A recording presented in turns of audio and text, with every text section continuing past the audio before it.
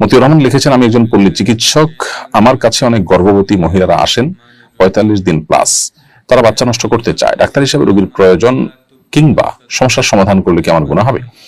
প্রথম কথা হলো যে বাচ্চা নষ্ট করা ক্ষেত্র বিশেষে জায়েজ। ধরুন বাচ্চার মধ্যে এখনো হার্টবিট আসেনি, প্রাণ আসেনি, এর মধ্যে বাচ্চার জন্ম যদি হয়, বাচ্চা যদি মায়ের গর্ভে স্থির হয় এবং যথাযথভাবে জন্ম নেয়, তাহলে সেক্ষেত্রে বাচ্চা কিংবা মায়ের জীবনের হুমকি আছে। এরকম পরিস্থিতি যদি তৈরি হয়, তাহলে সেই ক্ষেত্রে সেই পরিস্থিতিতে আপনার বাচ্চা নষ্ট করাকে উলামা কেরাম জায়েজ বলেছেন, মা বা মায়ের জীবনকে রক্ষা করবার জন্য বিশেষ করে।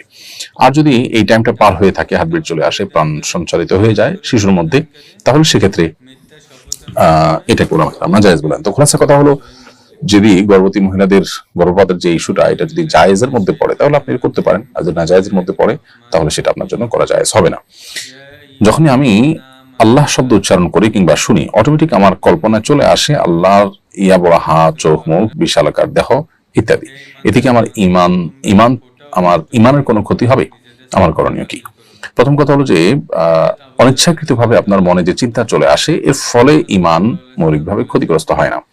কিন্তু আপনি ইচ্ছাকৃতভাবে এরকম চিন্তা এবং কল্পনার চেষ্টা করবেন না, বা এরকম কল্পনা মনে আসলে সেটাকে আপনি অনেক সময় ধরে লালন পালন করার চেষ্টা করবেন না, বরং অন্তরকে আপনি অন্যদিকে নিয়ে যাবেন। এবং শয়তান আপনার মধ্যে এই ধরনের ওয়াসওয়াসা তৈরি করছে, এটা আপনি বোঝার চেষ্টা করবেন, কল্পনার চেষ্টা করবেন, ভাবার চেষ্টা করবেন, এবং সাথে শয়তান থেকে পানা চাইবেন। আউযু বিল্লাহি মিনাশ শাইতানির রাজিম। শয়তান বাম দিক থেকে মানুষকে সাধারণত ধোঁকা দিয়ে থাকে, জাতীয় কুমন্ত্রণাগুলো দিয়ে থাকে। প্রতীকী থুতু ৩ বার, জাস্ট থুতু থু এরকম বলে আপনি বাম দিকে ৩ বার প্রতীকী থুতু নিক্ষেপ করবেন, যে শুয়ের আগার মধ্যে থুতু বের হতে পারে। এর বাইরে আপনি লা হাওলা ওয়ালা কুওয়াতা ইল্লা বিল্লাহিল আলিয়্যিল আযীম পড়বেন, আল্লাহর কাছে পানা চাইবেন।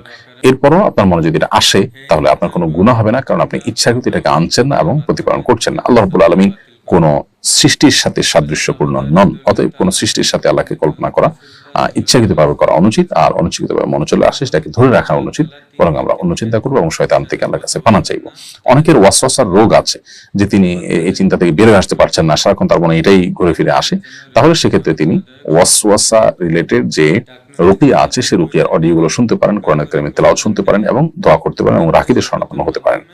আল্লাহ তাআলা আপনার সমস্যার সমাধান করে আমরা দোয়া করি।